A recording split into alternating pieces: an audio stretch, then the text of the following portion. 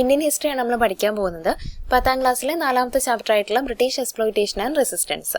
First point എന്ന് പറഞ്ഞാൽ 1757 battle of Plassey നടക്കുന്നത്. 1857 first war of Indian independence നടക്കുന്നത്. ഇതിനിടയ്ക്കുള്ള 100 വർഷക്കാലം കൊണ്ട് നമ്മുടെ ഇന്ത്യൻ സബ് കോണ്ടിനെന്റിന്റെ 63% ഭാഗവും ബ്രിട്ടീഷുകാരുടെ ഡയറക്റ്റ് കൺട്രോളിലായി. ബാക്കിയുള്ള പ്രദേശങ്ങൾ ബ്രിട്ടീഷുകാരെ ഇൻഡയറക്റ്റ് ആയിട്ട് രാജാക്കന്മാരിലൂടെയായിരുന്നു ഭരിച്ചിരുന്നത്. ഇതാണ് നമ്മുടെ ഫസ്റ്റ് പോയിന്റ് എന്ന് പറയുന്നത്. ഓക്കെ ആണല്ലോ. ഇതിൽ നമ്മൾ പഠിക്കാനുള്ളത് 1757 battle of Plassey, 1857 first war of Indian independence.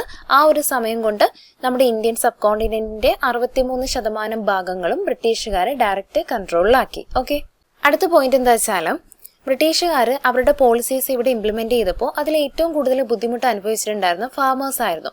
കാരണം ലാൻഡ് റവന്യൂ സിസ്റ്റം ബ്രിട്ടീഷുകാരിവിടെ കൊണ്ടുവന്നു. അവർ കുറേ ടാക്സ് പോളിസീസും ടാക്സ് സിസ്റ്റവും ലാൻഡ് റവന്യൂ സിസ്റ്റവും ഒക്കെ ഇവിടെ കൊണ്ടുവന്നു. ആ ഒരു ടാക്സ് സിസ്റ്റം ബ്രിട്ടീഷുകാരോട് ഇംപ്ലിമെന്റ് ചെയ്തപ്പോൾ ബ്രിട്ടീഷുകാരുടെ മനസ്സിൽ അവരുടെ ഇൻകം മാക്സിമൈസ് ചെയ്യുക എന്നുള്ളൊരു ഉദ്ദേശമായിരുന്നു. അതുവഴി ഇവിടെ ഉണ്ടായിരുന്ന ഫാർമേഴ്സിന് ഒരുപാട് ബുദ്ധിമുട്ടുകൾ നേരിടേണ്ടി വന്നു. അന്ന് ബ്രിട്ടീഷുകാർ ഇവിടെ ഇംപ്ലിമെന്റ് ചെയ്ത ലാൻഡ് റവന്യൂ സിസ്റ്റം നമുക്ക് 3 ടൈപ്പ് ഉണ്ട്. അതിൽ ഫസ്റ്റ് വൺ എന്ന് പറഞ്ഞാൽ പെർമനന്റ് ലാൻഡ് റവന്യൂ സെറ്റിൽമെന്റ് എന്ന് പറയും. അത് ബീഹാർ, ബംഗാൾ, ഒറീസ റീജിയൻസിലായിരുന്നു ഈ ഒരു സിസ്റ്റം നിലവിലുണ്ടായിരുന്നത്. പിന്നെയുള്ളത് റേറ്റ് വാരി സിസ്റ്റമാണ്. റേറ്റ് വാരി സിസ്റ്റം എന്ന് പറഞ്ഞാൽ നമ്മുടെ സൗത്ത് ഇന്ത്യൻ റീജിയൻസിലായിരുന്നു റേറ്റ് വാരി സിസ്റ്റം ഉണ്ടായിരുന്നത്. പിന്നെ ഉണ്ടായിരുന്ന മഹൾവാരി സിസ്റ്റം, അത് നോർത്ത് വെസ്റ്റ് റീജിയൻസിലായിരുന്നു ഉണ്ടായിരുന്നത്. അപ്പോൾ ഈ 3 സിസ്റ്റത്തിനെ കുറിച്ച് അതിൻ്റെ പേരും ഏതൊക്കെ റീജിയൻസിലായിരുന്നു ഉണ്ടായിരുന്നതെന്നും നമ്മൾ ഈ ഒരു ടേബിളിൽ നിന്ന് പഠിക്കണം. ഇനി നമുക്ക് അതിൽ ഓരോന്നിനെ കുറിച്ചും കുറച്ച് പോയിന്റ്സ് നോക്കാം. അതിൽ first one permanent land revenue settlement ആണ്. ഓക്കെ, അപ്പോൾ അതിനെക്കുറിച്ച് നോക്കുമ്പോൾ മെയിൻ പോയിന്റ് എന്ന് പറഞ്ഞാൽ ഈ ഒരു സിസ്റ്റത്തിനകത്ത് ടാക്സ് വാസ് കളക്റ്റഡ് ബൈ സാമിന്ദാഴ്സ്. സാമിന്ദാഴ്സ് ആയിരുന്നു ടാക്സ് കളക്ട് ചെയ്യുന്നത്. ഇപ്പോൾ എക്സാമ്പിൾ പറയുകയാണെങ്കിൽ ഇതൊരു ലാൻഡാണെന്ന് വെച്ചോ, ആ ലാൻഡിൻ്റെ ഓണർഷിപ്പ് ഈ സാമിന്ദാർമാർക്കായിരിക്കും. അവരായിരിക്കും ആ ലാൻഡിൻ്റെ ഓണർ എന്ന് പറയുന്നത്. അപ്പോൾ ഈ സാമിന്ദാർമാർക്കായിരിക്കും ആ ഒരു ലാൻഡിൽ കൃഷി ചെയ്യുന്ന ഫാമേഴ്സിൽ നിന്നും ടാക്സ് അല്ലെങ്കിൽ റവന്യൂ കളക്ട് ചെയ്യാൻ അധികാരമുള്ളത്. അവിടെ യഥാർത്ഥത്തിൽ ഉള്ള ഫാമേഴ്സ്, ആക്ച്വൽ ഫാമേഴ്സ് ടെനൻസ് ആയിട്ട്, കുടിയാന്മാരായിട്ട് മാറും. എന്നിട്ട് ആ ലാൻഡിൻ്റെ ഓണർഷിപ്പ് ആർക്ക് കിട്ടും? സാമിന്ദാർമാർക്ക് കിട്ടും. അപ്പോൾ ആ ലാൻഡിൽ കൃഷി ചെയ്യുന്ന ഫാമേഴ്സിൽ നിന്നും ടാക്സ് കളക്ട് ചെയ്യാനുള്ള അധികാരവും ഈ പറയുന്ന സാമിന്ദാർമാർക്ക് കിട്ടും. Farmers were to pay up to 60% of the yield as tax. Farmers എന്താണ് ആ ഒരു ലാൻഡിൽ കൃഷി ചെയ്തുണ്ടാക്കുന്നത് അതിൻ്റെ 60% അവർ ടാക്സ് ആയിട്ട് സാമിന്ദാർമാർക്ക് കൊടുക്കണം. അതും ക്യാഷായിട്ട് തന്നെ കൊടുക്കണം. ക്യാഷായിട്ട് തന്നെ അവർ പറയുന്ന ആ ഒരു ഡേറ്റിന് മുന്നായിട്ട് ക്യാഷായിട്ട് കൊടുക്കണം. പുവർ ഈൽഡുള്ള, അതായത് അവർക്ക് ഈൽഡൊന്നും കിട്ടാത്ത സമയത്ത് പോലും ടാക്സ് ഇത്ര എമൗണ്ട് കൊടുക്കണം എന്ന് നിയമമുണ്ട്. അതാണ് പെർമനന്റ് ലാൻഡ് റവന്യൂ സെറ്റിൽമെന്റിനകത്ത് പറയുന്ന നിർദ്ദേശങ്ങൾ.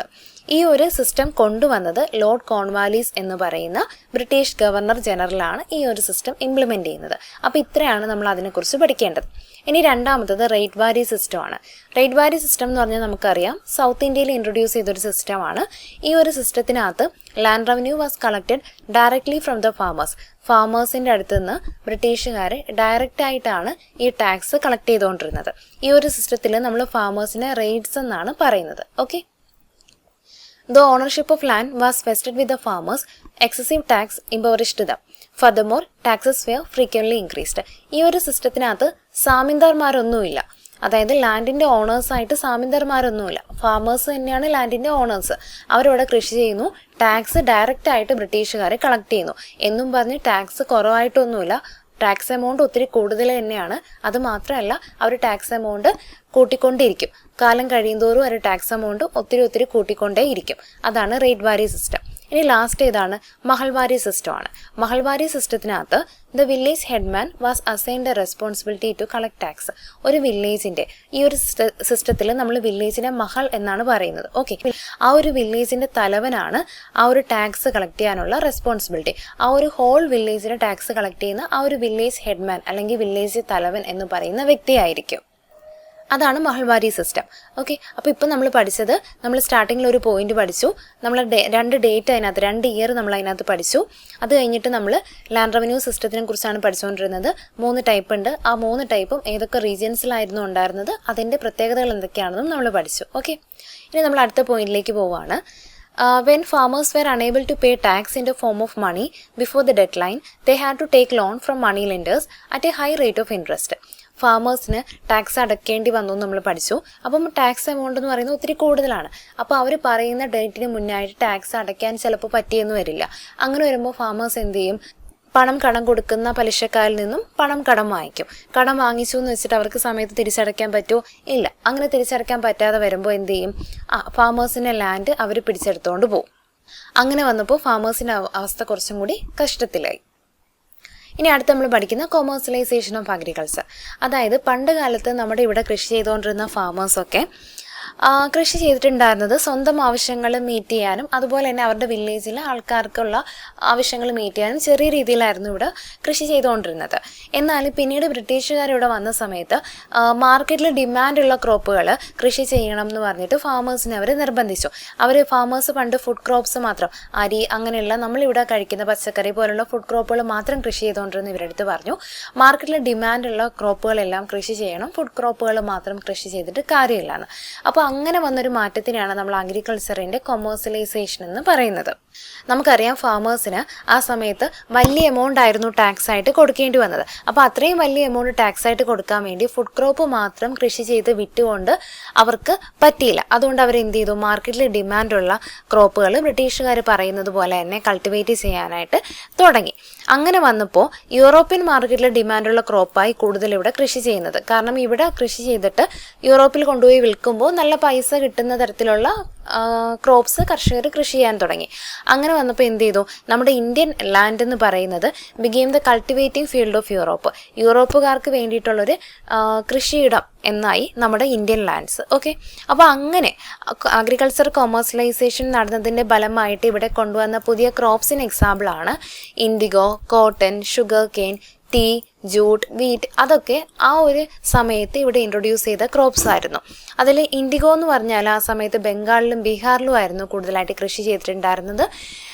ബംഗാളിൽ മാത്രം കൃഷി ചെയ്തത് ജൂട്ടായിരുന്നു. ബംഗാളിലും ബീഹാറിലും ഇൻഡിഗോ, ബംഗാളിൽ മാത്രം നോക്കിക്കഴിഞ്ഞാൽ ജൂട്ട്, പിന്നെ പഞ്ചാബിൽ നോക്കിക്കഴിഞ്ഞാൽ വീറ്റ്, പഞ്ചാബിലും മഹാരാഷ്ട്രയിൽ നോക്കിക്കഴിഞ്ഞാൽ കോട്ടൺ, പിന്നെ ഉത്തർപ്രദേശിൽ നോക്കിക്കഴിഞ്ഞാൽ ഷുഗർ കെയിൻ, പിന്നെ ടീ നമുക്കറിയാം കേരളത്തിലും ആസാമിലുമാണ് ഇപ്പോഴും തേയിലയുടെ കൃഷിയുള്ളത്. ആസാമിലും കേരളത്തിലും തേയില.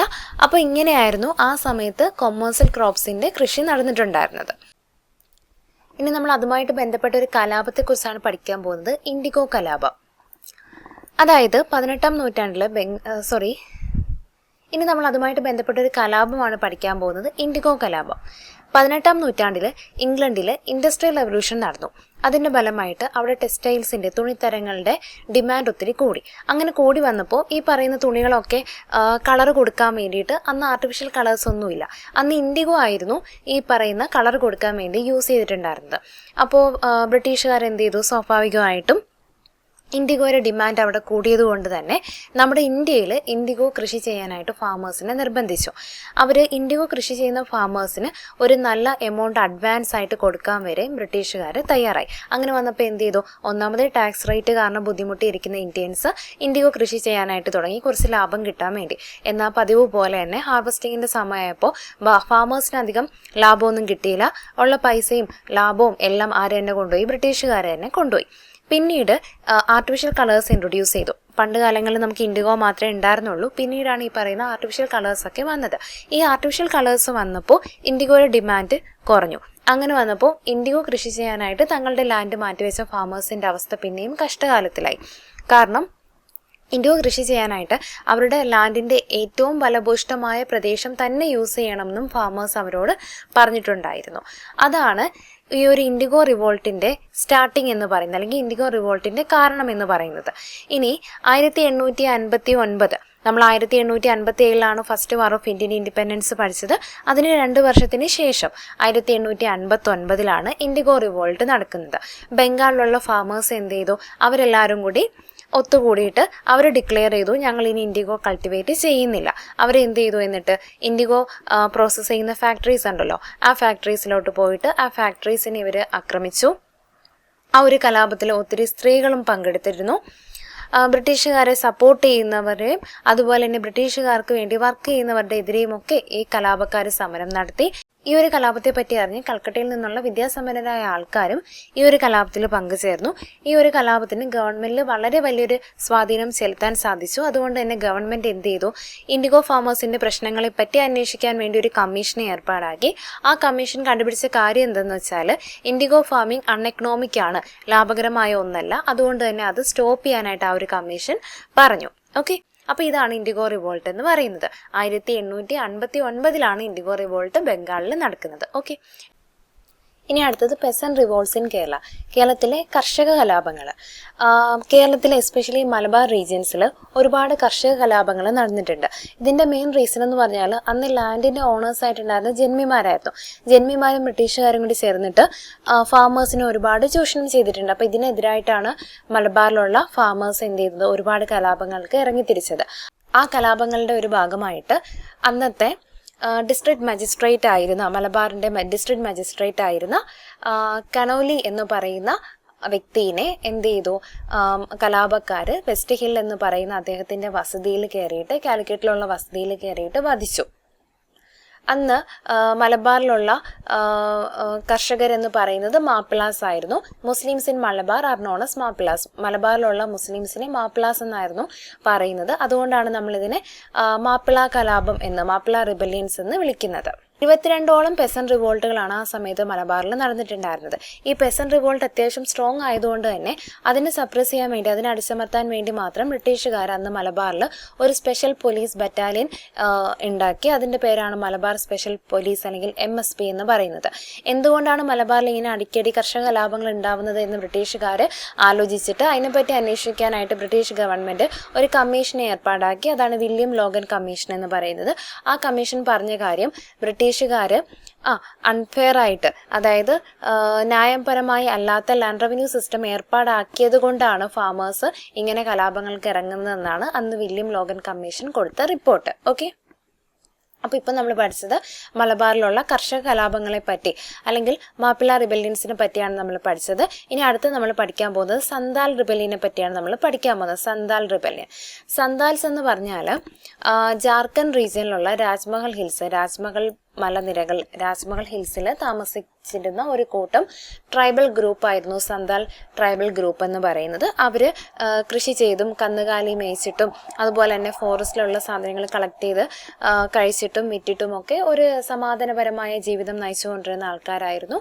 അവർ വളരെ ഹാർഡ് വർക്കിംഗ് ആയിട്ടുള്ള ആൾക്കാരും അതുപോലെ വളരെ ആരോഗ്യമുള്ള ആൾക്കാരുമായിരുന്നു. അവർ വളരെ സമാധാനമായിട്ട് ഇങ്ങനെ ജീവിച്ചുകൊണ്ടിരിക്കുന്ന സമയത്താണ് ബ്രിട്ടീഷുകാർ ഇവരുടെ സ്ഥലം ആക്രമിക്കുന്നതും ഇവരെ അവിടുന്ന് പുറത്താക്കുകയും ഒക്കെ ചെയ്യുന്നത്. സാമിന്ദാഴ്സും മണി ലെൻഡേഴ്സും ഒക്കെ ചേർന്ന് എന്ത് ചെയ്തു, അവരുടെ ലാൻഡ് പിടിച്ചെടുത്തു. അതുപോലെ തന്നെ ബ്രിട്ടീഷ് ഓഫീസേഴ്സ് എന്ത് ചെയ്തു, ഇവരെ കൊണ്ടുപോയിട്ട് റെയിൽവേ പാളങ്ങളിലൊക്കെ അടിമകളായിട്ട് പണിയെടുപ്പിക്കാനായിട്ട് തുടങ്ങി. അതുപോലെ ഇവരുടെ ലാൻഡിലുണ്ടായിരുന്ന, ഇവരുടെ ആ ഒരു കാടുകളിലുണ്ടായിരുന്ന മരങ്ങളൊക്കെ വെട്ടി നശിപ്പിച്ചു. ആ ഫോറസ്റ്റ് പ്രൊട്ടക്റ്റഡ് ഏരിയ ആയിട്ട് ഡിക്ലെയർ ചെയ്തു. ഇവരെ അവിടെ നിന്ന് ഇറക്കി വിട്ടു. മാത്രമല്ല ഇവർ കാട്ടിൽ നിന്നും ശേഖരിക്കുന്ന വസ്തുക്കളിലൊക്കെ തന്നെ ബ്രിട്ടീഷുകാർ ടാക്സ് ചുമത്തി. ടാക്സ് തന്നിട്ട് മാത്രമേ അവർക്ക് ആ പറയുന്ന വസ്തുക്കളൊക്കെ വിൽക്കാനും എടുക്കാനും ഒക്കെ സാധിക്കുകയുള്ളൂ എന്ന് ബ്രിട്ടീഷുകാർ പറഞ്ഞു. അപ്പോൾ ഇങ്ങനെയൊക്കെ വന്നപ്പോൾ എന്ത് ചെയ്തു, അവർ ബ്രിട്ടീഷുകാർക്കെതിരെ സമരം ചെയ്യാനായിട്ട് സ്റ്റാർട്ട് ചെയ്തു. അവരുടെ നേതാക്കളായിരുന്നു സിദ്ധുവും കാനുവും. അവരുടെ ലീഡർഷിപ്പിൽ സന്താൽ ഗ്രൂപ്പ് എന്ത് ചെയ്തു, ബ്രിട്ടീഷുകാർക്കെതിരെ ഫൈറ്റ് ചെയ്തു. ഇവരുടെ ആ ഒരു ഫൈറ്റിംഗ് സ്കിൽസ് കണ്ടിട്ട് ബ്രിട്ടീഷുകാർ തന്നെ അമ്പരന്ന് നിന്നുപോയി. എന്നാൽ പോലും പിന്നീട് ബ്രിട്ടീഷുകാർ അവിടെ അടിച്ചമർത്തി. ആയിരക്കണക്കിന് സന്താൽ ആൾക്കാരാണ് ആ ഒരു കലാപത്തിൽ ഇല്ലാണ്ടായത്. ഈ ഒരു സന്താൽ കലാപം നടക്കുന്ന വർഷം എന്ന് പറയുന്നത് 1855 സന്താൽ കലാപം നടക്കുന്നത്. അതായത് ഫസ്റ്റ് വാർ ഓഫ് ഇന്ത്യൻ ഇൻഡിപെൻഡൻസിന് 2 വർഷം മുന്നായിട്ടാണ് നടക്കുന്നത്. അപ്പോൾ സന്താൽ കലാപത്തിനെ കുറിച്ച് മനസ്സിലായല്ലോ. ഓക്കെ, ഇനി നമ്മൾ അടുത്ത് പഠിക്കാൻ പോകുന്ന കുറിച്യ റിവോൾട്ടാണ്. ഇനി അടുത്ത് നമ്മൾ പഠിക്കാൻ പോകുന്ന കുറിച്യ റിവോൾട്ടാണ്. കുറിച്യ റിവോൾട്ട് എന്ന് പറഞ്ഞാൽ വയനാടിലുള്ള കുറിച്യ ആൻഡ് കുറുമ്പ ട്രൈബ്സ് ഇവർ കണ്ടക്ട് ചെയ്തൊരു റിവോൾട്ടാണ്, കലാപമാണ്. 1812 കുറിച്യ റിവോൾട്ട് നടക്കുന്നത്. സന്താൽ റിബല്യനൊക്കെ ഒത്തിരി മുന്നായിട്ട് 1812 കുറിച്യ റിവോൾട്ട് നടക്കുന്നത്. ഇതിൻ്റെ പ്രധാനപ്പെട്ട കാരണങ്ങൾ എന്തൊക്കെയാണെന്ന് ചോദിച്ചാൽ, ബ്രിട്ടീഷുകാർ അധികമായ ടാക്സ് ചുമത്തുന്നത്, അതുപോലെ തന്നെ ക്യാഷായിട്ട് തന്നെ ടാക്സ് അടയ്ക്കണം എന്നവർ കമ്പൽസറി ആയിട്ട് പറയുന്നത്, പിന്നെ ടാക്സ് അടച്ചില്ലെങ്കിൽ അവരുടെ ലാൻഡ് പിടിച്ചെടുത്തുകൊണ്ട് പോകുന്നത്. ഇത് 3 കുറിച്യ റിവോൾട്ടിൻ്റെ റീസൺസ്. ഈ ഒരു റിവോൾട്ടിൻ്റെ ലീഡർ എന്ന് പറയുന്നത് രാമനമ്പി എന്ന് പറയുന്ന ഒരു വ്യക്തിയായിരുന്നു. ഈ ഒരു റിവോൾട്ടിൽ ട്രൈബൽ ഗ്രൂപ്പ് അല്ലാതെ തന്നെയുള്ള ഒരുപാട് ആൾക്കാർ ഈ ഒരു റിവോൾട്ടിൽ പങ്കെടുത്തിരുന്നു.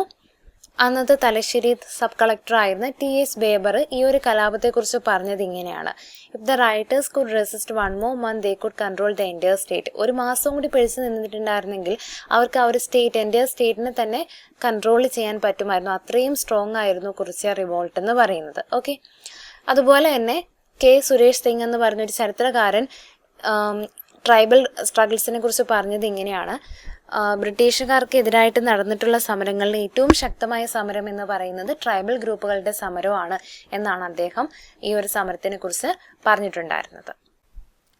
അടുത്ത നമ്മുടെ ടോപ്പിക്കാണ് ഡിക്ലൈൻ ഓഫ് ട്രഡീഷണൽ ഇൻഡസ്ട്രീസ്. നമ്മുടെ ഇവിടുത്തെ പരമ്പരാഗതമായ ഇൻഡസ്ട്രീസ് എങ്ങനെയാണ് ഇല്ലാണ്ടായത്? അതിൻ്റെ മെയിൻ റീസൺ എന്ന് പറഞ്ഞാൽ നമ്മൾ ഇവിടെ പരമ്പരാഗതമായി കൈകൊണ്ട് മാനുവലി നമ്മൾ വസ്ത്രങ്ങൾ നെയ്തുണ്ടാക്കുന്നുണ്ടായിരുന്നു. അതായിരുന്നു ഇവിടെ എല്ലാവരും യൂസ് ചെയ്തുകൊണ്ടിരുന്നത്. എന്നാൽ ബ്രിട്ടീഷുകാർ ഇവിടെ വന്നതിൽ പിന്നെ ബ്രിട്ടീഷുകാർ എന്ത് ചെയ്തു? അവിടെ മെഷീനിൽ ഉണ്ടാക്കുന്ന ടെക്സ്റ്റൈൽസ്, നമുക്കറിയാം മെഷീനിൽ ഉണ്ടാക്കുന്ന ഏതൊരു വസ്തുവായാലും നമുക്കത് വില കുറച്ച് കൊടുക്കാൻ പറ്റും. പക്ഷെ നമ്മൾ മാനുവലി ഉണ്ടാക്കുന്നതാകുമ്പോൾ അതിന് എന്ത് ചെയ്യും? വില കൂടും. ബ്രിട്ടീഷുകാർ എന്ത് ചെയ്തു? അവിടെ മെഷീനിൽ ഉണ്ടാക്കുന്ന വസ്ത്രങ്ങൾ ഇവിടെ കൊണ്ടുവന്ന് ചെറിയ വിലയ്ക്ക് വിൽക്കാനായിട്ട് തുടങ്ങി. അപ്പോൾ എല്ലാവരും എന്ത് ചെയ്തു? അത് വാങ്ങിക്കാൻ തുടങ്ങി. ഇവിടെ നെയ്തുണ്ടാക്കുന്ന വസ്ത്രങ്ങളൊന്നും ആരും വാങ്ങിക്കാണ്ടായി. അതുപോലെ തന്നെ റെയിൽവേൻ്റെ എക്സ്പാൻഷൻ. റെയിൽവേ എക്സ്പാൻഡ് ചെയ്തപ്പോൾ പോർട്ടിലൂടെ, തുറമുഖത്തിലൂടെ ബ്രിട്ടീഷുകാർ ഇവിടെ എത്തിക്കുന്ന വസ്ത്രങ്ങളെല്ലാം ഈ റെയിൽവേ വഴി അവർക്ക് അകത്തുള്ള വില്ലേജസിൽ പോലും, ഒരുപാട് ഉൾഗ്രാമങ്ങളിൽ പോലും കൊണ്ടുവന്ന് വിൽക്കാനായിട്ട് സാധിച്ചു. അങ്ങനെ വന്നപ്പോൾ വില്ലേജസിലും ഇവിടുത്തെ വസ്ത്രങ്ങളൊന്നും ആരും വാങ്ങിക്കാണ്ടായി.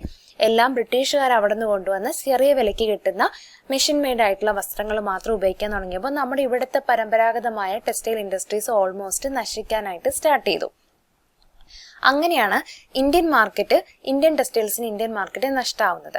ഇനി യൂറോപ്യൻ മാർക്കറ്റിന്റെ കേസ് പറയുകയാണെങ്കിൽ പണ്ടൊക്കെ ഇവിടെ ഉണ്ടാക്കുന്ന തുണിത്തരങ്ങൾ യൂറോപ്പിലേക്ക് കയറ്റി അയച്ചിട്ട് അവിടെ വിൽക്കുന്നുണ്ടായിരുന്നു. അങ്ങനെ അവിടെ ഒരു മാർക്കറ്റും നമ്മുടെ ഇവിടുത്തെ ഇന്ത്യൻ ടെക്സ്റ്റൈൽസിന് ഉണ്ടായിരുന്നു. എന്നാൽ പിന്നീട് ബ്രിട്ടീഷുകാർ ഇവിടുത്തെ നെയ്ത്തുകാരിൽ നിന്നും ഹൈ ടാക്സ് വാങ്ങിക്കാൻ തുടങ്ങിയപ്പോൾ ഒബ്വിയസ്ലി അവർ വിൽക്കുന്ന തുണിത്തരങ്ങളുടെ പൈസയും കൂടി. അങ്ങനെ വന്നപ്പോൾ ബ്രിട്ടനിൽ ഇത് കുറച്ച് ഹയർ പ്രൈസസിനായി ഇവർ വിൽക്കാൻ സ്റ്റാർട്ട് ചെയ്തു. അങ്ങനെ വന്നപ്പോൾ ബ്രിട്ടനിലുള്ള നമ്മുടെ ഇന്ത്യൻ ടെക്സ്റ്റൈൽസിൻ്റെ മാർക്കറ്റും നഷ്ടപ്പെട്ടു. അങ്ങനെ മൊത്തത്തിൽ നമ്മുടെ ട്രഡീഷണൽ ഇൻഡസ്ട്രീസ് എല്ലാം ഇല്ലാണ്ടായി. അതുമാത്രമല്ല, നെയ്ത്തുകാരെ ബ്രിട്ടീഷുകാരെ ചൂഷണം ചെയ്യുകയും അവർക്ക് വളരെ ചെറിയ വേതനം കൊടുക്കുകയും അതുപോലെ തന്നെ അവർ ഉണ്ടാക്കുന്ന വസ്ത്രങ്ങളെല്ലാം വളരെ ചെറിയ വിലയ്ക്ക് വാങ്ങിക്കുകയൊക്കെ ചെയ്തപ്പോൾ നെയ്ത്തുകാർ അവരുടെ ജോലി മൊത്തമായിട്ട് നിർത്തി മറ്റ് ജോലികളൊക്കെ അന്വേഷിച്ച് പോകാനായിട്ട് തുടങ്ങി. അപ്പോൾ ഇതൊക്കെയാണ് നമ്മുടെ ഇവിടുത്തെ ടെക്സ്റ്റൈൽ ഇൻഡസ്ട്രീസ് ഡിക്ലൈൻ ആവാനുള്ള റീസൺസ് എന്ന് പറയുന്നത്. അങ്ങനെ ടെക്സ്റ്റൈൽ ഇൻഡസ്ട്രീസ് ഡിക്ലൈൻ ആയപ്പോൾ നമ്മുടെ മെയിൻ ടെക്സ്റ്റൈൽ സെൻറ്റേഴ്സ് ആയിട്ടുള്ള കുറേ സിറ്റീസ് ഉണ്ടായിരുന്നു. ആ സിറ്റീസിലുള്ള ആൾക്കാരെല്ലാം അവിടെ നിന്ന് ഒഴിഞ്ഞു പോയിട്ട് അവർ ഗ്രാമങ്ങളിലും മറ്റുമൊക്കെ ചെന്നിട്ട് അഗ്രികൾച്ചർ റിലേറ്റഡ് ആയിട്ടുള്ള വർക്കുകൾ, കൃഷിയും മറ്റു വർക്കുകളും ഒക്കെ ചെയ്ത് ജീവിക്കാനായിട്ട് തുടങ്ങി. ഒത്തിരി ആൾക്കാർ കൃഷിയിലേക്ക് വന്നപ്പോൾ ആ മേഖലയിലും പ്രശ്നങ്ങൾ പിന്നെയും സ്റ്റാർട്ട് ചെയ്യാനായിട്ട് തുടങ്ങി. ഇനി നമ്മൾ കുറച്ച് എക്സാമ്പിൾസ് പറയുകയാണെങ്കിൽ പോട്ടറി എങ്ങനെയാണ് ഇല്ലാണ്ടായെന്ന് ചോദിച്ചാൽ, മൺപാത്രങ്ങളുടെ കച്ചവടം ഇല്ലാതായത് എങ്ങനെയാണെന്ന് ചോദിച്ചാൽ അലൂമിനിയം വെസൽസ് ബ്രിട്ടീഷുകാർ ഇങ്ങോട്ടേക്ക് ഇമ്പോർട്ട് ചെയ്യാനായിട്ട് തുടങ്ങി. അങ്ങനെ വന്നപ്പോൾ പോട്ടറി ഇവിടെ ഇല്ലാണ്ടായി. അതുപോലെ തന്നെ ടാനിങ് ഇല്ലാണ്ടായത് എങ്ങനെയാണെന്ന് വെച്ചാൽ നമ്മൾ ഇവിടുത്തെ ലെതർ ഉണ്ടല്ലോ, ആ ലെതറെല്ലാം യൂറോപ്പിലേക്ക് കയറ്റി അയക്കാൻ തുടങ്ങിയപ്പോൾ ഇവിടെ ടാനിങ് ഇല്ലാണ്ടായി. പിന്നെ കാർപ്പൻട്രി ഇല്ലാണ്ടായത് എങ്ങനെയാണെന്ന് വെച്ചാൽ മരം കൊണ്ടുള്ള സാധനങ്ങളായിരുന്നു പണ്ട് നമ്മൾ മെഷീൻസും കാര്യങ്ങളൊക്കെ ഉണ്ടാക്കിയ സ്ഥാനത്ത് മെറ്റൽസ് കൊണ്ടായി മെഷീൻസൊക്കെ ഉണ്ടാക്കുന്നത്. അങ്ങനെ വന്നപ്പോൾ കാർപ്പൻട്രിയും മരപ്പണിയും ഇവിടെ ഇല്ലാണ്ടായി. അങ്ങനെയാണ് ഓരോരോ ഇൻഡസ്ട്രീസ് ഇവിടെ ഇല്ലാണ്ടാവുന്നത്. അടുത്ത ടോപ്പിക് എന്ന് പറഞ്ഞാൽ the advent of modern industries and the plight of workers. അതായത് നമ്മൾ ഇവിടുത്തെ പരമ്പരാഗതമായ ഇൻഡസ്ട്രീസ് എങ്ങനെയാണ് ഡിക്ലൈൻ ആയതെന്ന് നമ്മൾ പറഞ്ഞു. അതായത് ബ്രിട്ടീഷുകാർ അവിടെ മെഷീൻ മെയ്ഡായിട്ട് ഉണ്ടാക്കുന്ന വസ്ത്രങ്ങൾ ഇവിടെ കൊണ്ടുവന്ന് വിൽക്കുന്നു. റെയിൽവേ എക്സ്പാൻഡ് ചെയ്തതോടുകൂടി അവർ ഉൾഗ്രാമങ്ങളിൽ പോലും ആ വസ്ത്രങ്ങൾ ചെറിയ വിലയ്ക്ക് വിൽക്കാനായിട്ട് സ്റ്റാർട്ട് ചെയ്യുന്നു. പിന്നെ നമ്മൾ ഇവിടെ നിന്ന് എക്സ്പോർട്ട് ചെയ്യുന്ന ടെക്സ്റ്റൈൽസിനൊക്കെ തന്നെ ബ്രിട്ടീഷുകാരുടെ ഹൈ ടാക്സ് കാരണം ടെക്സ്റ്റൈൽസിൻ്റെ ഒക്കെ റേറ്റ് കൂടിയതുകൊണ്ട് തന്നെ അവിടെയും ഈ പറയുന്ന ഇന്ത്യൻ ടെക്സ്റ്റൈൽസ് ഒന്നും ആരും വാങ്ങിക്കാണ്ടാവുന്നു. അങ്ങനെ വന്നപ്പോൾ എന്ത് ചെയ്തു?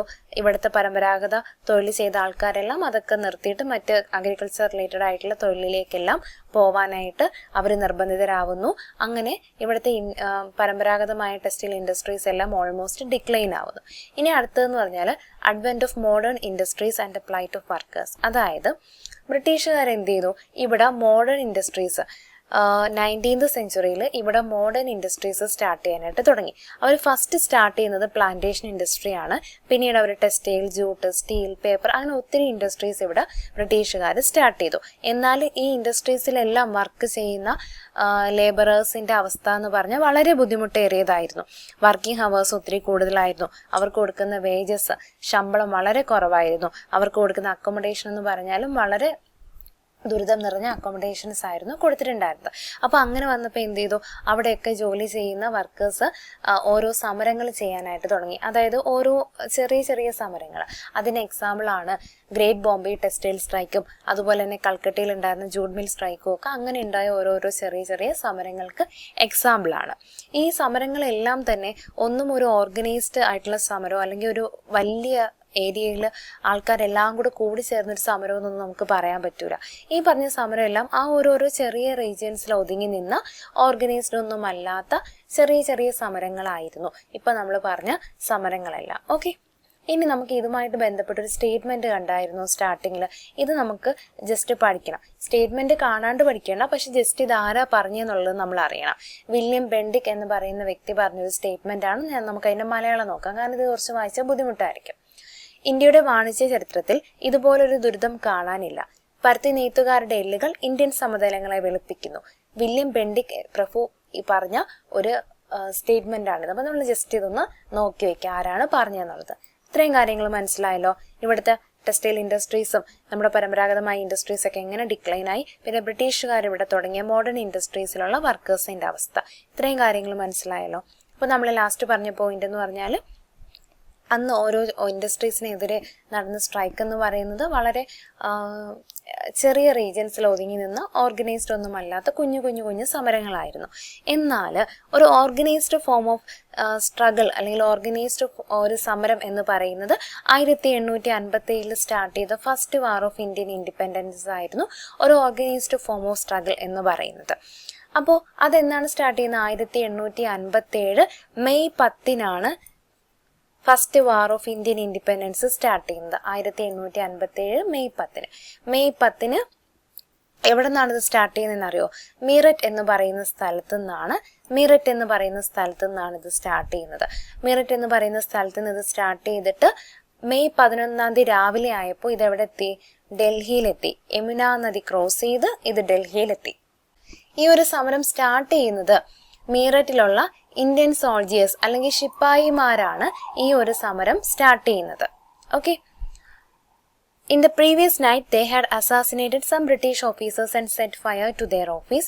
They declared the Mughal Emperor Bahadur Shah II as the Emperor of India. ഇവരെന്താ ചെയ്തത്? കഴിഞ്ഞ ദിവസം കുറച്ച് ബ്രിട്ടീഷ് ഓഫീസേഴ്സിനെ വധിക്കുകയും അവരുടെ ഓഫീസിന് ഇവർ തീ വയ്ക്കുകയൊക്കെ ചെയ്തു. എന്നിട്ട് ഇവരെന്ത് ചെയ്തു? മുഗൾ എംപറർ ആയിട്ടുള്ള ബഹദൂർ ഷാ രണ്ടാമനെ ഇന്ത്യയുടെ ചക്രവർത്തിയായിട്ട് ഇവർ പ്രഖ്യാപിച്ചു. മീററ്റിൽ മെയ് 10 1857 സ്റ്റാർട്ട് ചെയ്യുന്നു. മെയ് 11 യമുന നദി ക്രോസ് ചെയ്ത് ഈ ഒരു സമരം ഡൽഹിയിലേക്ക് എത്തുന്നു. ഈ ഒരു സമരം സ്റ്റാർട്ട് ചെയ്യുന്നത് ആരാണെന്നറിയോ? മീററ്റിലുള്ള ഇന്ത്യൻ സോൾജേഴ്സ് അല്ലെങ്കിൽ ശിപ്പായിമാരാണ് ഈ ഒരു സമരം സ്റ്റാർട്ട് ചെയ്യുന്നത്. എന്തുകൊണ്ട് അവർ ഈ ഒരു സമരം സ്റ്റാർട്ട് ചെയ്യുന്നു വെച്ചാൽ മെയിൻ റീസൺ എന്ന് പറഞ്ഞാൽ അവർക്ക് സാലറി വളരെ കുറവായിരുന്നു. പിന്നെ ബ്രിട്ടീഷ് ഓഫീസേഴ്സിൻ്റെ അടുത്ത് നിന്നും അവർക്ക് നേരിടേണ്ടി വന്ന അവഹേളനം, ഇതൊക്കെ കൊണ്ടാണ് അവർ ഈ ഒരു സമരം സ്റ്റാർട്ട് ചെയ്തത്. പിന്നെ ഒരു മെയിൻ റീസൺ എന്താ വെച്ചാൽ അന്ന് ഇന്ത്യൻ സോൾജേഴ്സിന് യൂസ് ചെയ്യാൻ കൊടുത്തിട്ടുണ്ടായിരുന്ന തോക്കിൽ യൂസ് ചെയ്ത തിരി, ആ ഒരു തിരി എന്ന് പറയുന്നത് പശുവിൻ്റെയും അതുപോലെ പന്നിയുടെയും ഫാറ്റ് നെയ്യ് വെച്ചിട്ടുണ്ടായ തിരിയാണെന്ന് അന്നൊരു റൂമർ പറഞ്ഞിട്ടുണ്ടായിരുന്നു. അപ്പോൾ അങ്ങനെ വന്നപ്പോൾ ഹിന്ദു ആൻഡ് മുസ്ലിം സോൾജേഴ്സിൻ്റെ ഒരു മതവികാരത്തെ വ്രണപ്പെടുത്തുന്നതായിരുന്നു അത്.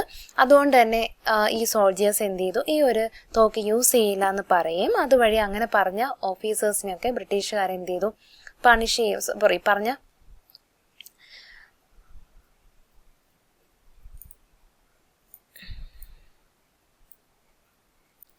ഇതിൻ്റെ ഒരു പ്രധാനപ്പെട്ട റീസൺ എന്ന് പറഞ്ഞാൽ ആ സമയത്ത് ഇന്ത്യൻ സോൾജേഴ്സിന് യൂസ് ചെയ്യാൻ കൊടുത്തിട്ടുണ്ടായിരുന്ന തോക്കിലെ തിരി പശുവിൻ്റെയും പന്നിയുടെയും നെയ്യ് വെച്ചിട്ടുണ്ടാക്കിയതാണെന്ന് റൂമർ പറഞ്ഞിട്ടുണ്ടായിരുന്നു.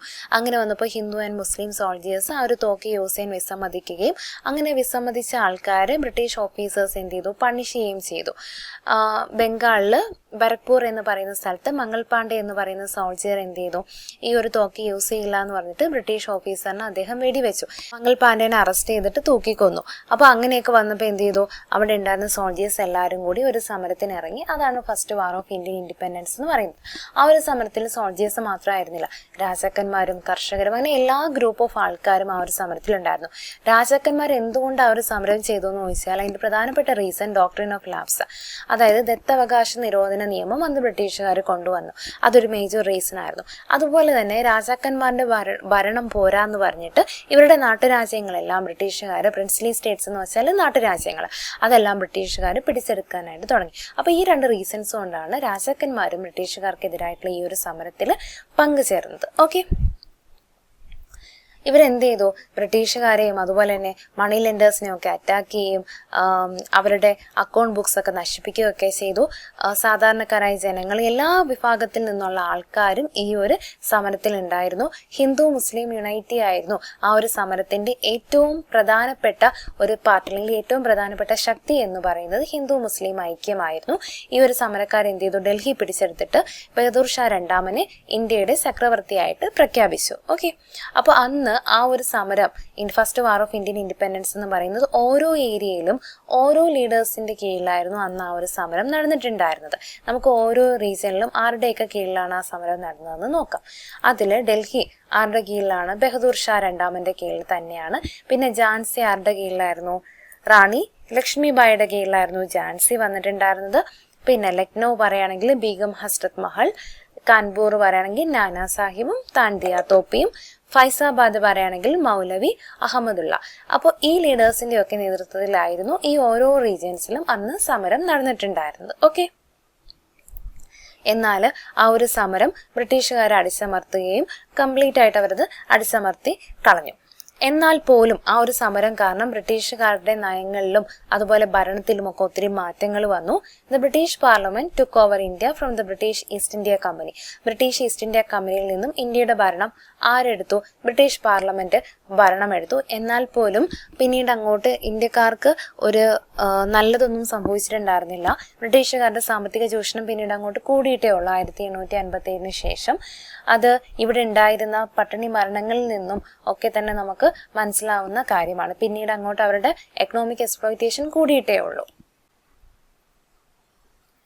റിയലൈസിംഗ് ദ എക്സ്പ്ലോയിറ്റേഷൻ, അതായത് ബ്രിട്ടീഷുകാർ സാമ്പത്തികപരമായിട്ട് നമ്മുടെ ആൾക്കാരെ ചൂഷണം ചെയ്തപ്പോൾ ആൾക്കാരുടെ മനസ്സിലൊരു ബ്രിട്ടീഷുകാർക്കെതിരായ ഒരു ഫീലിംഗ് ഡെവലപ്പ് ചെയ്തു. ഈ ഒരു ഫീലിംഗ് ആണ് പിന്നീട് ഇന്ത്യൻ ദേശീയത എന്ന് പറയുന്ന, ഇന്ത്യൻ നാഷണാലിസം എന്ന് പറയുന്ന വികാരത്തിലേക്ക് ആൾക്കാരെ എത്തിക്കുന്നത്. 19-ാം നൂറ്റാണ്ടിലാണ് ഈ ഒരു ഇന്ത്യൻ നാഷണാലിസം ഇവിടെ എമേർജ് ചെയ്യുന്നത്. ഓക്കെ, നാഷണാലിസം എന്ന് പറഞ്ഞാൽ എന്താണ്? It is A sense of unity among the people of A country irrespective of caste, creed, religion and reason. അതായത് കാസ്റ്റ്, ക്രീഡ്, റീജൻ ഈ പറയുന്ന ഫാക്ടേഴ്സ് ഒക്കെ മാറ്റി നിർത്തി, അല്ലെങ്കിൽ ഈ പറയുന്ന ഫാക്ടേഴ്സ് ഒന്നും തന്നെ നോക്കാണ്ട്, അതൊന്നും തന്നെ ബാധിക്കാത്ത തരത്തിൽ ഒരു രാജ്യത്തുള്ള ആൾക്കാരുടെ ഇടയ്ക്ക് ഉണ്ടാകുന്ന ഒരു ഐക്യം, അതാണ് നാഷണാലിസം എന്ന് പറയുന്നത്. ആ ഒരു വികാരമാണ് ദേശീയത. ഈ ഒരു നാഷണാലിസത്തിൻ്റെ ആദ്യത്തെ ഒരു ഓർഗനൈസ്ഡ് ഫോം എന്ന് പറയുന്നത്, അതിൻ്റെ എക്സാമ്പിൾ എന്ന് പറയുന്നതാണ് INC, ഇന്ത്യൻ നാഷണൽ കോൺഗ്രസ് എന്ന് പറയുന്നത്. ഇന്ത്യൻ നാഷണൽ കോൺഗ്രസ് എന്ന് പറയുന്ന ഈ ഒരു നാഷണാലിസത്തിൻ്റെ ഒരു ഫസ്റ്റ് ഓർഗനൈസ്ഡ് എക്സാമ്പിൾ ആണെന്ന് നമുക്ക് പറയാം. ഇന്ത്യൻ നാഷണൽ കോൺഗ്രസ് എന്നാണ് ഫോം ചെയ്യുന്നത്? 1885 ഇന്ത്യൻ നാഷണൽ കോൺഗ്രസ് ഫോം ചെയ്യുന്നത്. ബോംബെയിലാണ് ഇന്ത്യൻ നാഷണൽ കോൺഗ്രസ് ഫോം ചെയ്യുന്നത്. ഏത് മാസമാണ്? ഡിസംബർ മാസം. 1885 ഡിസംബർ മാസം ബോംബെയിലാണ് ഇന്ത്യൻ നാഷണൽ കോൺഗ്രസ് ഫോം ചെയ്യുന്നത്. അതിൻ്റെ ഫസ്റ്റ് മീറ്റിംഗിൽ 72 റെപ്രസെൻറ്റേറ്റീവ്സ് ആണ്, രാജ്യത്തിൻ്റെ പല ഭാഗത്തു നിന്നുള്ള 72 റെപ്രസെൻറ്റേറ്റീവ്സ് ആണ് ഫസ്റ്റ് മീറ്റിംഗ് അറ്റൻഡ് ചെയ്യുന്നത്. The Indian National Congress led the anti British struggle from 1885 to 1947 until India attained independence. അതായത് 1885 അത് ഫോം ചെയ്തത് മുതൽ 1947 ഇന്ത്യക്ക് സ്വാതന്ത്ര്യം കിട്ടിയത് വരെയുള്ള ആൻറ്റി ബ്രിട്ടീഷ് സ്ട്രഗിൾ എല്ലാം നേതൃത്വം വഹിച്ചത് ഇന്ത്യൻ നാഷണൽ കോൺഗ്രസ് ആണ്. അത്രയും മനസ്സിലായല്ലോ. നാഷണാലിസത്തിനെ കുറിച്ചും INCനെ കുറിച്ചുമാണ് നമ്മളിപ്പോൾ പറഞ്ഞത്. ഇനി ദാദാഭായ് നവറോസി എന്ന് പറഞ്ഞാൽ ഈ വ്യക്തി എന്താണ് ചെയ്തത്? നമ്മുടെ ഇന്ത്യൻ എക്കണോമിയിൽ എന്താണ് സംഭവിക്കുന്നത്, ഇന്ത്യക്കാരുടെ കയ്യിൽ എന്തുകൊണ്ട് പൈസ നിൽക്കുന്നില്ല, എന്തുകൊണ്ട് ഇവിടെയുള്ള വെൽത്ത് എല്ലാം എങ്ങോട്ടോ നഷ്ടപ്പെടുന്നു എന്നത് മനസ്സിലാക്കാനായിട്ട്, അതിനെക്കുറിച്ച് പഠിക്കാനായിട്ട് ഇറങ്ങിയ വ്യക്തിയാണ് ദാദാഭായ് നവറോസി. അദ്ദേഹം കണ്ടെത്തിയ ഒരു കാര്യമുണ്ട്. The drain of wealth to England was the root cause of poverty and starvation in India. ഇന്ത്യയിൽ ദാരിദ്ര്യവും പട്ടിണിയും ഉണ്ടാവുന്നതിന്റെ റീസൺ എന്താണെന്ന് അദ്ദേഹം മനസ്സിലാക്കി. ഇന്ത്യയിലുള്ള സമ്പത്ത് ഇംഗ്ലണ്ടിലേക്ക് ചോർന്നു പോകുന്നു, അതുകൊണ്ടാണ് നമുക്കിവിടെ ഇങ്ങനെയുള്ളൊരവസ്ഥ ഉണ്ടാവുന്നതെന്ന് അദ്ദേഹം കണ്ടെത്തി. അദ്ദേഹം മുന്നോട്ട് വെച്ച ആ ഒരു തിയറിയുടെ പേരാണ് ചോർച്ചാ സിദ്ധാന്തം അല്ലെങ്കിൽ ഡ്രെയിൻ തിയറി എന്ന് പറയും. ഇത് അദ്ദേഹം എഴുതിയ അദ്ദേഹത്തിന്റെ ബുക്കാണ് poverty and un-British rule in India എന്ന് പറയുന്ന പുസ്തകത്തിലാണ് ഈ ഒരു ഡ്രെയിൻ തിയറി വരുന്നത്. ഓക്കെ, അദ്ദേഹം കണ്ടുപിടിച്ചതനുസരിച്ച് എങ്ങനെയൊക്കെയാണ് നമ്മുടെ വെൽത്ത് ഇംഗ്ലണ്ടിലേക്ക് ചോർന്നു പോകുന്നതെന്ന് ചോദിച്ചാൽ, ഫസ്റ്റ് റീസൺ എന്ന് പറഞ്ഞാൽ ഇവിടെ നിന്നുള്ള റോ മെറ്റീരിയൽസ്, ഇവിടെ ഉണ്ടാക്കുന്ന സാധനങ്ങൾ എങ്ങോട്ടേക്ക് എക്സ്പോർട്ട് ചെയ്യുന്നു? നമ്മൾ ബ്രിട്ടനിലേക്ക് എക്സ്പോർട്ട് ചെയ്യുന്നു. അങ്ങനെ വരുമ്പോൾ നമ്മൾ ഇവിടുത്തെ വെൽത്ത് അങ്ങോട്ടേക്ക് ചോർന്നു പോവുകയാണ്. രണ്ടാമത്, ഇവിടെ ബ്രിട്ടീഷ് ഓഫീസേഴ്സ് ഒത്തിരി പേരുണ്ടല്ലോ, അവർക്ക് ഇവിടുത്തെ പൈസ എടുത്തിട്ടാണ് സാലറിയും പെൻഷനും കൊടുക്കുന്നത്. അത് രണ്ടാമത്തെ റീസൺ. മൂന്നാമത്തെ റീസൺ എന്ന് പറഞ്ഞാൽ ഇവിടെ ഉണ്ടാക്കുന്ന സാധനങ്ങൾ ബ്രിട്ടനിൽ ഉണ്ടാക്കുന്ന സാധനങ്ങൾ അവരെന്ത് ചെയ്യുന്നു? ഇവിടെ കൊണ്ടുവന്ന് വിൽക്കുന്നു. അങ്ങനെ വരുമ്പം ഇവിടെ കൊണ്ടുവന്ന് വിൽക്കുമ്പോൾ ഇവിടുത്തെ ആൾക്കാർ ആ സാധനം വാങ്ങിക്കുമ്പോൾ ആ പൈസ എങ്ങോട്ടേക്കാണ് പോകുന്നത്? ബ്രിട്ടനിലേക്കാണ് പോകുന്നത്. Last one, tax from India. ഇന്ത്യയിൽ നിന്നും ബ്രിട്ടീഷുകാർ എന്ത് ചെയ്യുന്നു? ടാക്സ് കളക്ട് ചെയ്യുന്നു. അപ്പോൾ ഈ മാർഗങ്ങളിലൂടെയൊക്കെയാണ്, അതായത് ഇവിടുത്തെ റോ മെറ്റീരിയൽസ് അങ്ങോട്ടേക്ക് കൊണ്ടുപോകുന്നു, ഇവിടുത്തെ റോ മെറ്റീരിയൽസ് അങ്ങോട്ടേക്ക് കൊണ്ടുപോയിട്ട് അത് സാധനങ്ങളാക്കിയിട്ട് ഫിനിഷ്ഡ് ആയിട്ടുള്ള പ്രൊഡക്റ്റ് ആക്കി തിരിച്ചു കൊണ്ടുവന്ന് ഇവിടെ വിൽക്കുന്നു. പിന്നെ ഇവിടെ നിന്ന് ടാക്സ് കളക്ട് ചെയ്യുന്നു, ഇവിടെയുള്ള ബ്രിട്ടീഷ് ഓഫീസേഴ്സിനൊക്കെ സാലറി ഒക്കെ കൊടുക്കുന്നു. അപ്പോൾ ഈ പറഞ്ഞ കാരണങ്ങളൊക്കെ കൊണ്ടാണ് നമ്മുടെ വെൽത്ത് ഇംഗ്ലണ്ടിലേക്ക് പോകുന്നതെന്ന് അദ്ദേഹം കണ്ടുപിടിച്ചു. ഓക്കെ, അത്രയും മനസ്സിലായല്ലോ. ഇനി അടുത്തത്, ദാദാഭായ് നവറോജി, രമേശ് ചന്ദ്ര ഡട്ട്, ഗോപാൽ കൃഷ്ണ ഗോഖലെ, ഈ 3 പേർക്ക് നമ്മുടെ ആൾക്കാരിലേക്ക് എന്തുകൊണ്ട് ഇവിടെ നമുക്ക് വെൽത്ത് നിൽക്കുന്നില്ല, അല്ലെങ്കിൽ ബ്രിട്ടീഷുകാരുടെ സാമ്പത്തിക ചൂഷണം എത്രമാത്രം ഉണ്ടെന്ന് ആൾക്കാരെ പറഞ്ഞ് മനസ്സിലാക്കാൻ ഈ 3 പേര് ഒരുപാട് ശ്രമിച്ചിട്ടുണ്ട്. അങ്ങനെയാണ് ആൾക്കാരുടെ മനസ്സിലൊരു ആൻറ്റി ബ്രിട്ടീഷ് ഫീലിംഗ് ഉണ്ടാവുകയും അതുവഴി ദേശീയത എന്ന് പറയുന്ന വികാരം ഉണ്ടാവുകയും ചെയ്യുന്നത്. ആൾക്കാർക്ക് ദേശീയത ഉണ്ടായത് എങ്ങനെയാണ്? എക്കണോമിക് എക്സ്പ്ലോയിറ്റേഷൻ മനസ്സിലായപ്പോഴാണ്. അതുകൊണ്ട് തന്നെ അങ്ങനെ ഉണ്ടായ ദേശീയതയെ നമ്മൾ എക്കണോമിക് നാഷണാലിസം എന്ന് വിളിക്കാറുണ്ട്. ഓക്കെ, ഇത്രയും ക്ലിയർ ആണല്ലോ. Economic exploitation, INC, drain theory, economic nationalism, ഇത്രയും കാര്യങ്ങളെ നമ്മൾ പറഞ്ഞിട്ടുള്ളൂ. ഓക്കെ അല്ലേ? ഇനി അടുത്തത് സ്വദേശി മൂവ്മെന്റ് ആണ്. സ്വദേശി മൂവ്മെന്റ് എന്ന് പറഞ്ഞാൽ ഒന്നുമില്ല, നമ്മളിപ്പോൾ പറഞ്ഞല്ലോ, ബ്രിട്ടീഷുകാർ അവരുടെ ഒത്തിരി സാധനങ്ങൾ നമ്മുടെ ഇന്ത്യയിൽ കൊണ്ടുവന്ന് വിൽക്കുന്നുണ്ടായിരുന്നു. അതുവഴി ഇവിടുത്തെ വെൽത്ത് ഒരുപാട് ബ്രിട്ടീഷിലേക്ക് ചോർന്നു പോകുന്നു നമ്മൾ മനസ്സിലാക്കിയല്ലോ. അങ്ങനെ മനസ്സിലാക്കിയപ്പോൾ നേതാക്കന്മാർ ജനങ്ങളോട് പറഞ്ഞു, നിങ്ങൾ ഒരു കാര്യം ചെയ്യണം, ബ്രിട്ടീഷുകാർ കൊണ്ടുവന്ന് വിൽക്കുന്ന സാധനങ്ങളൊന്നും തന്നെ ഉപയോഗിക്കാൻ പാടില്ല, അതെല്ലാം നിങ്ങൾ ബോയ്ക്കോട്ട് ചെയ്തേക്ക്, ഒഴിവാക്കിയേക്ക്, ഫോറിൻ ഗുഡുകളെല്ലാം നിങ്ങൾ ബോയ്ക്കോട്ട് ചെയ്തേക്ക്, എന്നിട്ട് നമ്മുടെ ഇന്ത്യൻ ഇൻഡസ്ട്രി ഉണ്ടാക്കുന്ന, ഇന്ത്യയിൽ ഉണ്ടാക്കുന്ന സാധനങ്ങൾ യൂസ് ചെയ്ത് തുടങ്ങാനായിട്ട് സാധാരണക്കാരായ ജനങ്ങളോട് നേതാക്കന്മാർ പറഞ്ഞു. അതാണ് സ്വദേശി മൂവ്മെന്റ് എന്ന് പറയുന്നത്. മനസ്സിലായോ? ഇനി വേറൊരു കാര്യം ഞാൻ പറഞ്ഞുതരാം. 1905 ബംഗാൾ വിഭജനം, ബംഗാൾ പാർട്ടീഷൻ എന്ന് പറയുന്ന ഒരു സംഭവം ഉണ്ടായി. അതായത് നമ്മുടെ ആൻറ്റി ബ്രിട്ടീഷ് സ്ട്രഗിൾസ്, അതായത് ബ്രിട്ടീഷുകാർക്കെതിരായ ഉണ്ടായ സ്ട്രഗിൾസും മൂവ്മെന്റ്സും എല്ലാം ലീഡ് ചെയ്തിട്ടുണ്ടായിരുന്ന കുറേ ലീഡേഴ്സും ബംഗാളിൽ നിന്നുള്ള ലീഡേഴ്സായിരുന്നു. ഈ ബോക്സിനകത്ത് പറയുന്ന കാര്യമാണേ, ബംഗാളിൽ നിന്നുള്ള ലീഡേഴ്സായിരുന്നു. അപ്പോൾ അതുകൊണ്ട് തന്നെ ബംഗാളിനെ പാർട്ടീഷൻ ചെയ്ത് കഴിഞ്ഞാൽ, വിഭജിച്ചാൽ ബംഗാളിൽ നിന്നുള്ള ശക്തി കുറച്ച് കുറയുമെന്ന് മനസ്സിലാക്കിയ ലോർഡ് കേഴ്സൺ എന്ത് ചെയ്തു? ബംഗാളിനെ 1905 ഡിവൈഡ് ചെയ്തു. ഈ ഒരു ബംഗാൾ ഡിവിഷൻ, ബംഗാൾ പാർട്ടീഷൻ എന്ന് പറയുന്നത് ആൾക്കാരുടെ മനസ്സിൽ വളരെ വലിയൊരു വളരെ വലിയൊരു പ്രശ്നങ്ങൾ സൃഷ്ടിക്കുകയും അതുവഴി ആൾക്കാർ അതിനെതിരെ സമരം ചെയ്യാനായിട്ട് സ്റ്റാർട്ട് ചെയ്യുകയും ചെയ്തു. The major strategy adopted for the anti-partition movement in Bengal in 1905 was the boycott of foreign good and consumption of Indian product. അതായത് ഈ ബംഗാൾ പാർട്ടീഷനെതിരെ ആൾക്കാർ സമരം ചെയ്യാൻ തുടങ്ങിയെന്ന് ഞാൻ പറഞ്ഞില്ലേ. അപ്പോൾ ആ ഒരു സമരത്തിൽ ഇവിടുത്തെ ജനങ്ങൾ എടുത്ത ഏറ്റവും വലിയൊരു സ്റ്റെപ്പ് എന്ന് പറയുന്നത്, ഇനി നമ്മൾ ഫോറിൻ ഗുഡ്സ് ഒന്നും യൂസ് ചെയ്യില്ല, നമ്മൾ ഇന്ത്യൻ പ്രൊഡക്റ്റ് മാത്രമേ യൂസ് ചെയ്യുള്ളൂ എന്ന് ആൾക്കാർ തീരുമാനിച്ചു. അപ്പോൾ ആ ഒരു സമരത്തിൻ്റെ ഒരു പാർട്ടായിട്ട് ഫോറിൻ ഗുഡ്സ് എല്ലാം തന്നെ കളക്ട് ചെയ്ത് എന്ത് ചെയ്തു? പബ്ലിക്കായിട്ട് കത്തിച്ച് കളഞ്ഞു. അങ്ങനെ വന്നപ്പോൾ എന്ത് ചെയ്തു? നമ്മുടെ ഇവിടുത്തെ പ്രൊഡക്റ്റുകൾ ആൾക്കാർ കൂടുതൽ യൂസ് ചെയ്യാൻ തുടങ്ങി.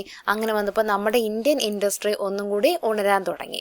അങ്ങനെ ഇവിടെ കുറേ ഇൻഡസ്ട്രീസ്, ആ സമയത്ത് ഇവിടെ കുറേ ഇൻഡസ്ട്രീസ് വന്നു. ടെക്സ്റ്റൈൽ മിൽസ് വന്നു, സോപ്പ് ഫാക്ടറി വന്നു, തീപ്പെട്ടി കമ്പനികൾ വന്നു, ബാങ്കുകൾ വന്നു, ഇൻഷുറൻസ് കമ്പനി, അങ്ങനെ ഒരുപാട് ഇൻഡസ്ട്രീസ് ഇവിടെ ആ സമയത്ത് എക്സ്റ്റാബ്ലിഷ് ആയി. അതിന് എക്സാമ്പിൾസാണ് ബംഗാൾ കെമിക്കൽ സ്റ്റോർ, അതുപോലെ തന്നെ Tata iron and steel plant മഹാരാഷ്ട്രയിൽ വന്നത്, പിന്നെ തമിഴ്നാട്ടിൽ വന്ന സ്വദേശി സ്റ്റീം നാവിഗേഷൻ കമ്പനി. അതിനെക്കുറിച്ചാണ് നമ്മൾ ഈ ഒരു ബോക്സിൽ പറയുന്നത് കേട്ടോ. അതായത് 1905 ബംഗാൾ പാർട്ടീഷന് ശേഷം 1906 തമിഴ്നാട്ടിൽ ഈ പറയുന്ന സ്വദേശി സ്റ്റീം നാവിഗേഷൻ കമ്പനി വരുന്നത്. അത് തൂത്തുക്കുടിയിലാണ് വരുന്നത്. അത് സ്റ്റാർട്ട് ചെയ്ത വ്യക്തി എന്ന് പറയുന്നത് VO ചിദംബരം പിള്ളൈ എന്ന് പറയുന്ന വ്യക്തിയാണ്. അദ്ദേഹമാണ് അന്ന് തമിഴ്നാട്ടിൽ സ്വദേശി മൂവ്മെൻറ്റിന് ലീഡർഷിപ്പ് വഹിച്ച വ്യക്തി എന്ന് പറയുന്നത്. ഓക്കെ, അദ്ദേഹത്തിന് നമ്മൾ വിളിക്കുന്നൊരു പേരുണ്ട്, ഹെൽസ്മാൻ ഓഫ് തമിഴ്നാടു അല്ലെങ്കിൽ കപ്പലോട്ടിയ തമിഴൻ എന്നൊക്കെ പറയുന്നത് അദ്ദേഹത്തിന് വിളിക്കുന്ന പേരുകളാണ്. ഈ ഒരു സ്ഥാപനം തുടങ്ങാനായിട്ടുള്ള ഇനിഷ്യൽ ക്യാപിറ്റൽ എന്ന് പറയുന്നത് 6 ലക്ഷം രൂപയായിരുന്നു. It was collected from local traders. ഇത്രയും കാര്യങ്ങൾ മനസ്സിലായല്ലോ. അതായത് സ്വദേശി മൂവ്മെൻറ്റിൻ്റെ ഫലമായിട്ട് നമ്മളിവിടെ കുറേ ഇൻഡസ്ട്രീസ് സ്റ്റാർട്ട് ചെയ്തു. അതിലൊരു എക്സാമ്പിളാണ് ഈ പറഞ്ഞ ഇൻഡസ്ട്രി. ഈ ഒരു സ്വദേശി മൂവ്മെൻറ്റിലെ ഒരു വലിയ ശക്തി എന്ന് പറയുന്നത് എല്ലാ ഗ്രൂപ്പ് ഓഫ് ആൾക്കാരും അതിനകത്ത് പങ്കെടുത്തിട്ടുണ്ടായിരുന്നു. സ്ത്രീകളാണെങ്കിലും കുട്ടികളാണെങ്കിലും എല്ലാവരും ഉണ്ടായിരുന്നു. ഫോറിൻ പാത്രങ്ങളും അതുപോലെ ഫോറിൻ വളകളും ഒന്നും യൂസ് ചെയ്യില്ല എന്ന് പറഞ്ഞിട്ടായിരുന്നു സ്ത്രീകൾ ഈ ഒരു സമരത്തിന് പിന്തുണ അറിയിച്ചത്. അതുപോലെ തന്നെ കുട്ടികൾ അവരുടെ സ്കൂളുകളിൽ പഠിക്കില്ല എന്ന് പറഞ്ഞിട്ടും ഒക്കെ ഈ ഒരു സമരത്തിലൂടെ അവരും പങ്കുവഹിച്ചു. അതുപോലെ തന്നെ അലക്കുകാരെന്തു പറഞ്ഞു? ബ്രിട്ടീഷ് ഫോറിൻ ക്ലോത്തസ് ഒന്നും അവർ അലക്കില്ല എന്ന് പറഞ്ഞു. അതുപോലെ പുരോഹിതന്മാർ ഫോറിൻ ഐറ്റംസ് കൊണ്ട് അവർ പ്രാർത്ഥനയോ കാര്യങ്ങളോ ഒന്നും നടത്തില്ല എന്ന് പുരോഹിതന്മാരും പറഞ്ഞു. അങ്ങനെ സമൂഹത്തിലുള്ള പല തൊഴിൽ ചെയ്യുന്ന ആൾക്കാരും ഈ ഒരു സമരത്തിൻ്റെ പങ്കാളികളായി. ഇനി നമ്മൾ പറയാൻ പോകുന്ന 3 വ്യക്തികളെ കുറിച്ചാണ്. ലാൽ ബാൽ പാൽ. ലാൽ ബാൽ പാൽ എന്ന് പറഞ്ഞാൽ ആരൊക്കെയാണ്? ലാലാ ലജ്പത് റായ്, ബാൽ ഗംഗാധര തിലക്, ബിപിൻ ചന്ദ്രപാൽ. ഓക്കെ, ഈ 3 ആൾക്കാരും നമ്മുടെ ബ്രിട്ടീഷുകാർക്കെതിരായിട്ടുള്ള സമരങ്ങളിലും അതുപോലെ തന്നെ ഇന്ത്യൻ നാഷണാലിസം ശക്തിപ്പെടുത്തുന്നതിലും സ്വദേശി മൂവ്മെൻറ്റിലും ഒക്കെ വളരെയധികം പങ്കുവഹിച്ച ആൾക്കാരാണ്. ഇതിനകത്ത് ബാൽ ഗംഗാധര തിലക് പറഞ്ഞ ഒരു സ്റ്റേറ്റ്മെൻ്റ് ഉണ്ട്, freedom is my birth right, I shall have it. സ്വാതന്ത്ര്യം എന്ന് പറയുന്നത് എൻ്റെ ജന്മാവകാശമാണ്, ഞാനത് നേടിയെടുക്കും എന്ന് അദ്ദേഹം പറഞ്ഞു. ബാൽ ഗംഗാധര തിലകിനെ വാലന്റൈൻ ഷിറോൾ എന്ന് പറയുന്ന വ്യക്തി പറഞ്ഞത് ഇന്ത്യൻ അൺറസ്റ്റിൻ്റെ ഫാദർ, ഇന്ത്യൻ അസ്വസ്ഥതയുടെ പിതാവ് എന്നാണ് അദ്ദേഹത്തിനെ വിശേഷിപ്പിച്ചത്. അപ്പോൾ ബാൽ ഗംഗാധര തിലകിനെ കുറിച്ച് നമ്മൾ 2 പോയിന്റ്സാണ് ഇവിടെ പഠിച്ചത്. ഓക്കെ ആണല്ലോ. അപ്പോൾ ഇതിനകത്ത് നമ്മൾ പറയുന്ന സ്വദേശി മൂവ്മെൻറ്റ് കാരണം നമ്മുടെ ഇന്ത്യൻ ഇൻഡസ്ട്രീസിനുണ്ടായ ഇമ്പാക്റ്റിനെ കുറിച്ചാണ് നമ്മൾ ലാസ്റ്റ് പറഞ്ഞത്. പിന്നെ ലാൽ ബാൽ പാലിനെ കുറിച്ച് പറഞ്ഞു. അതിൽ ബാലഗംഗാധര തിലകിനെ കുറിച്ച് നമ്മൾ 2 പോയിന്റ്സ് പറഞ്ഞു. അപ്പോൾ ഇത്രയും കാര്യങ്ങൾ ഓക്കെ ആയല്ലോ. അപ്പോൾ ഇത്രയും കാര്യങ്ങളാണ് നമ്മുടെ ഈ ഒരു ചാപ്റ്ററിൽ നമുക്ക് പഠിക്കാനുള്ളത്. ബ്രിട്ടീഷ് എക്സ്പ്ലോയിറ്റേഷൻ ആൻഡ് റെസിസ്റ്റൻസ് എന്ന് പറയുന്ന ഈ ഒരു ചാപ്റ്ററിൽ നമ്മൾ ഇത്രയും കാര്യങ്ങളാണ് പഠിക്കേണ്ടത്. ഓക്കെ ആണല്ലോ.